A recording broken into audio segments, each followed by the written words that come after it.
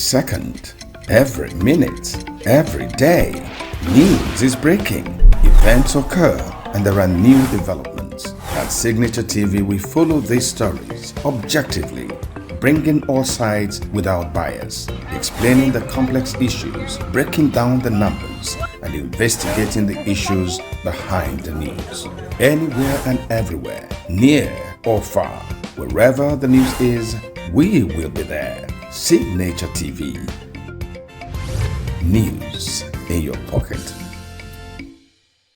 Welcome back. Now, in recent years, we know that Zamfara has been very volatile in terms of mass attacks and kidnapping. A lot of issues around this have been cropping up in the area, and they've been linked to a popular terrorist or bandit leader, Turjeh Bello. And also, he has signaled interest in a peace deal in Zamfara state after talks with some of the Islamic clerics. So we're going to be, talking about this peace deal with Turjeh Bello. And joining us via Zoom this morning from Birnin Kebbi is Comrade Usman Mohammed Anache. He's the chairman, Grassroots Advocacy for Peace and Good Governance. Good morning and welcome to the program. Good morning. Assalamu alaikum. All right, now let's get a background of what this peace deal is about. We know that the reports say that Turjeh released about 32 hostages after meeting with these clerics. So can you just shed more light on the idea behind the peace deal, the people participated in the meetings with Turjeh and everything around it?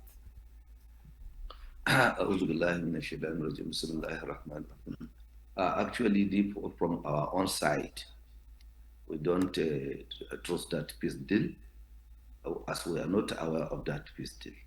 And I don't think, to me, something like that has been happen as a peace deal, because any peace deal that is going to take place must involve the state government or the federal government or the security agencies or the emirs that are within that vicinity, or the people involved in that area. We have clerics in Zamfara, we have clerics in Shinkafi, but somebody to come from Kaduna, actually, I'm not saying it has not happened, but even if it happens, the way it happens is not the way it's supposed to be. We have constituted authorities, we have everything in hand, and anybody who can contribute to see that Zamfara is in peace or Nigeria is in peace is a welcome idea, but it must involve the authorities. It must involve the government.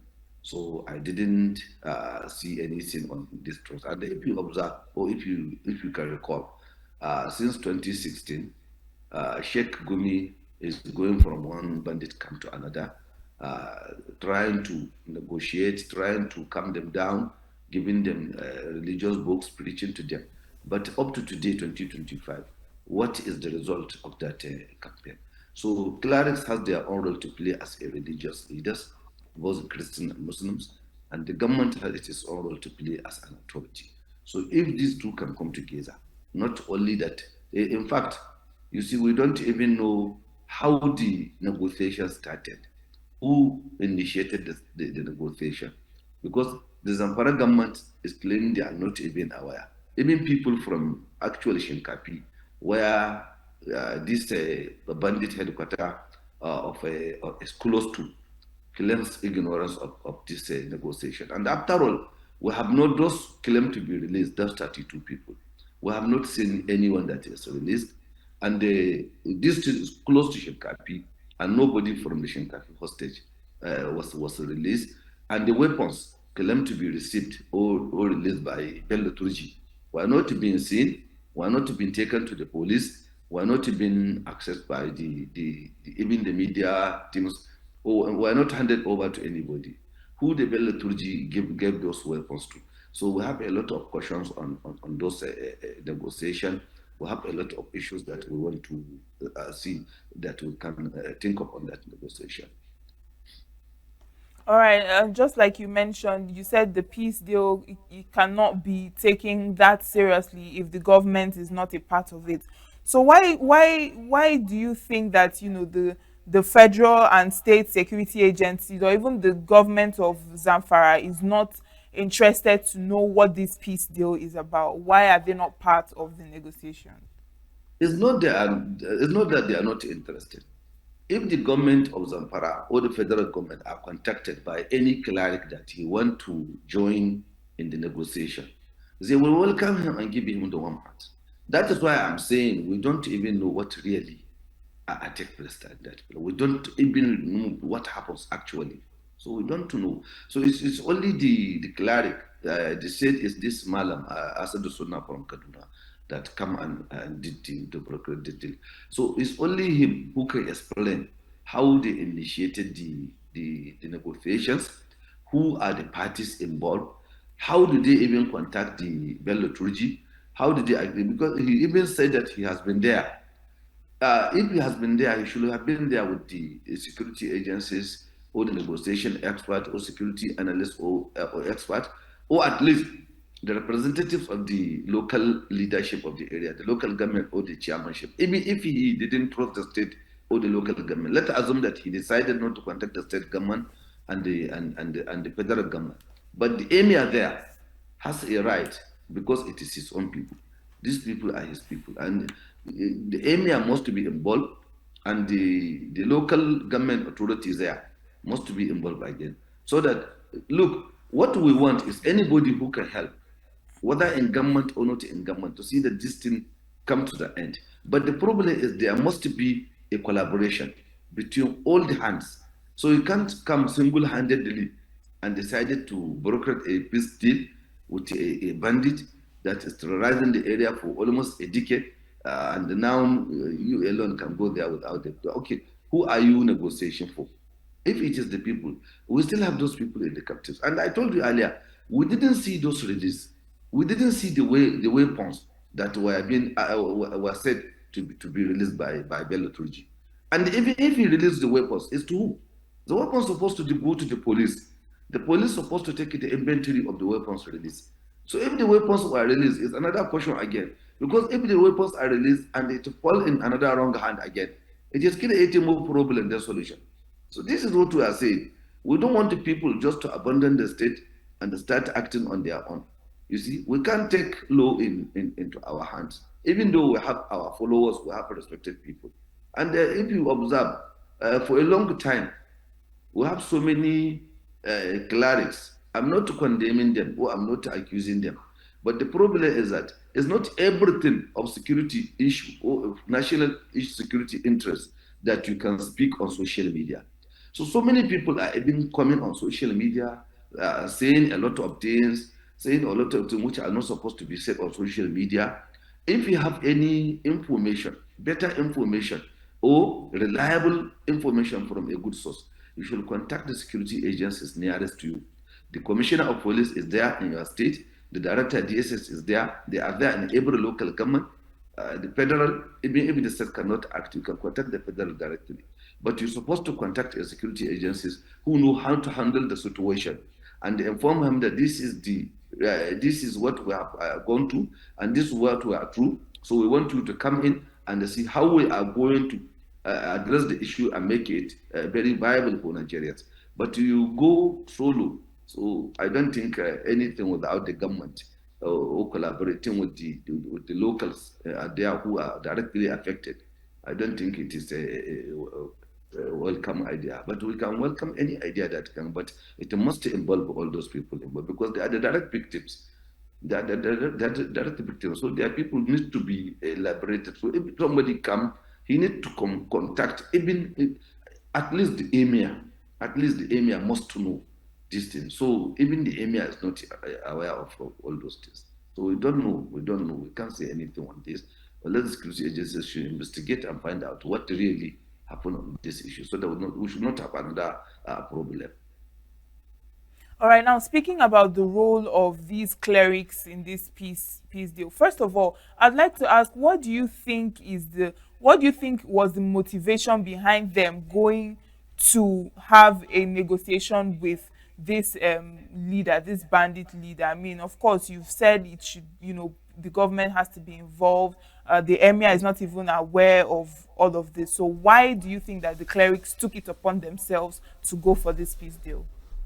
Yes, the assumption is that maybe to me, I think they are assuming that maybe the government maybe is not ready to do it, or there is some sabotage somewhere, or there is some, a lot of things. You know, there is a lot of accusation and counter accusation, even on the government side and the government officials. If you observe, there are so many accusations, especially on the district, on the Minister of Defense, who is right from the former governor of Zamfara State, that something should be done to see that this has been ended because Mr. President has appointed him, who knows the problem more than anybody, to handle the issue of defense. So he should have used his own wealth of experience to see that this thing has been come to an end because he has given the opportunity as the minister to work on it and see that everything has come down. But it has not. So in this scenario, people must raise so many questions on it, that why this thing is not ending, why the minister is so. But at the other side, you have to listen to so many parties before you come to the conclusion. What is their own effort they are making? Actually, we have seen the result of some effort that were made, that most of the unaccessible areas in Zamfara are now accessible. So many roads that are not accessible are now accessible. Recently, I was from Zaria to Sokoto. I have seen the level of security on the area. All like before, you hardly move, but now you can move freely from Zaria to Sokoto freely. All those areas were being secured. So, but it's not enough. There is need to go into the hinterland and see that this thing has been ended. So people can ask many questions. So if you are outside the system, you will not know what is going on. You may decide to think the way we are thinking. Why this man is not acting? Why so decision was not taken? So this may be the reason that prompted the clericsmen to see that maybe the government is trying to fail on that side. So let them intervene and see if they can come in and negotiate and they see that things has gone right. Unknowing to them, security issue is security issue, and must be handled by security experts. Even we, the peacemakers, we most of the time liaise with the security agencies so that they are the one who know the security situation. We only know how to make peace, but they are the one that will know if the trouble started, how to bring the trouble down. You see, you have to know who you are negotiating with before you cross there. Look, let me give you a simple scenario that these people are the most dangerous people. There was a time some years back, a bus carrying 18 people passing through that forest. These people stopped the bus. They put the fire on the bus with the passengers inside. A woman was carrying her baby, a baby. She threw the baby outside the bus so that the baby can survive, even if she's going to burn. This bandit man carried the baby and threw him back inside the vehicle and they burnt them together. So it's this type of people that a cleric will say is going to negotiate. Are they really people? This, their own thinking, their own mind is totally animalistic. So you can't say that you go there without security expert, without those who know how to negotiate peace, that you will just go there and start talking with these people. No, we have to involve with our own authorities. Our own authority must be involved in any negotiation by any NGO, personality, or any clerics or anybody. And if any clerics or any NGO like ours has anything to say or anything to contribute, it must be channeled to the constituted authority. This is our understanding, and this is what we want people to observe and be doing. And if we do this and everybody do the right thing, this thing will soon come to an end by grace of God. From the way we are seeing it is going. Yes. Now, like you mentioned, you have to know who you're going to make a deal with or who you're going to negotiate with. And I mean, people would wonder, how is it that, these clerics were acceptable mediators? I mean, they went and this man, Turjeh Bello, listened to them or accepted to, move forward with the peace move with them. And people wonder, what is it exactly about these clerics that made these bandits to listen to them and want to move forward, with this peace deal, so to speak? And do you think that it's something that can, lead to further impunity, knowing that you have mediators who would come and plead on behalf of the people, and that's dynamic? What do you think about that? Yes, you see, that is what I'm saying, that the security agencies must come in and find out what exactly even started the connection between this cleric and the Bellok'S, how the connection started, how the negotiation started. That is why you must involve the state security in this type of scenario. You can't go on your own. You understand? This is national issue, so it must be regarded and taken as such. So that is what you will make people to ask more questions, to be more suspicious. You understand, on so many things there. So these are the suspicions that only the security investigation can clarify. And we want the security to see that they clarify this issue to the public so that another panic will not be there. For example, now, I told you, he said the weapons were released to whom? Where are the weapons? Have they been taken to the police headquarters in Gusau, or have they been taken to the DPO in Shenkapi? None of this has happened. Then, who took the weapons that were released by Turjeh? Or is it so many things? Is it the weapons released for creating another Turjeh? Or is it the weapon to who? So it's only the constituted authority that can receive those weapons, take the inventory of the weapons, take the caliber of the weapons, and access what they are expecting with Bello Turjeh, and they measure it, that is it the weapons he has that he released, or is it a fraction out of the weapons he has that he released? Maybe it's only the security that can access and say, okay, we are assuming he has 3,000 weapons over there, and we are receiving just 32. Is that the negotiation, or is that weapons? So if the security look at the weapons, the caliber that were being released, they should know that yes, the negotiation is on the course. If the fraction of the weapons, the percentage is just maybe less than 1% or 1% of the weapons expected to be with him that were being released, then the negotiation is having a problem. So it is only the security expert that can know all this, not the clerics. This is what I'm saying. It's only the security expert that can know this. So the going there by the cleric raise more questions. Don't forget, this banditry in the northwest is not there before. It is the infiltration of the remnant of the Boko Haram from northeast that come to the area and they settle and they start the armed robbery earlier before they escalate and they recruit and they become a problem to the society into this regard.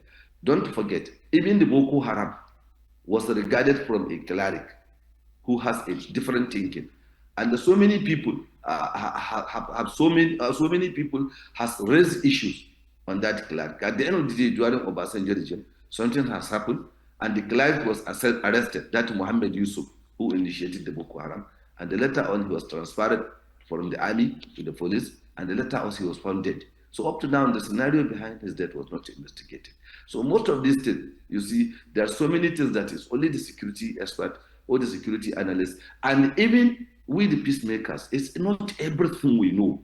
It's not everything we see that will go on social media. We have channels that will send our report. We have channels that we report to. You see, the problem with us is this. You don't see something and keep quiet. And you don't see something and just try to take action on your own. No. When you see something, you say something to the authorities. When you tell them, you have already discharged your own civic rights. You have discharged your civic responsibility. So it's left with those who are in charge to handle those issues, to discharge their own responsibility. Everybody will be asked by God to answer his own role in doing this. So if you have your own role of reporting, report. You have reported to the person that you're supposed to report to. If that person you have reported to has taken his own action, it's him that God will ask, why did you receive a report and allow something to continue in your country? So all those things need to be known by these people. And don't forget, Most of these people, most of these bandits, majority of them are not even Nigerians. They are not even Nigerians. So they have, you see, like the one in Kaduna, that Birnungwari area of that Ansaro and the other things. Negotiations taken place, and you see the place now is peaceful. But government spearheaded the negotiation. It is the government that spearheaded, the federal government, the state government, and the security agencies. But the one that the clerics are spearheading up to today, actually, I'm not condemning their effort, but I have not seen any result. I told you, Kumi Shekumi has been doing it for since 2016. No result. So these people are not educated. These people are only after the worldly things. These people are just can be manipulated very easily because they don't have any Western or Islamic education. And they are not representing any sect of Islam. They rape women in the mosque. They kill people in the mosque and they claim to be Muslim. Never, never, never, never. So they are not. So they are totally not Muslims. They are on their own. They are not Christians, they are not Muslims.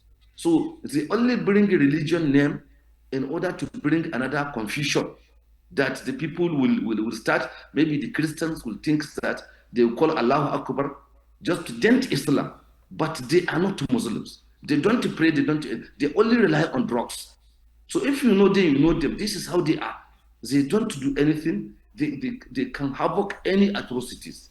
So they are totally non-Muslims. Take it from me. They are not Muslims.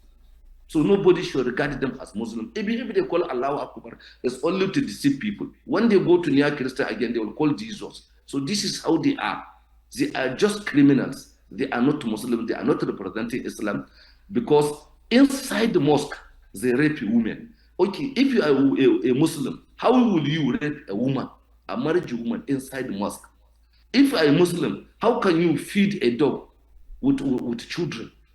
How can you give weapons? In fact, Islam should be out of this completely. So if the clerics want to preach, it's not this type of people they should preach to. These people only know the preaching of gun fire. That's only what they know. Yes. I mean, this is quite a very concerning situation, and I do hope that, very soon the government of the state and these security personnel will look into this whole issue, both the clerics and these bandits as well. But thank you so much for your time and this wonderful conversation. Thank you very much. Thank you very much. All right, and that is it for this conversation around the insecurity in Zamfara and the peace deal with the clerics and Turjeh Bello. Like we said earlier, we hope that this issue would be looked into and handled accordingly. Signature TV, news in your pocket.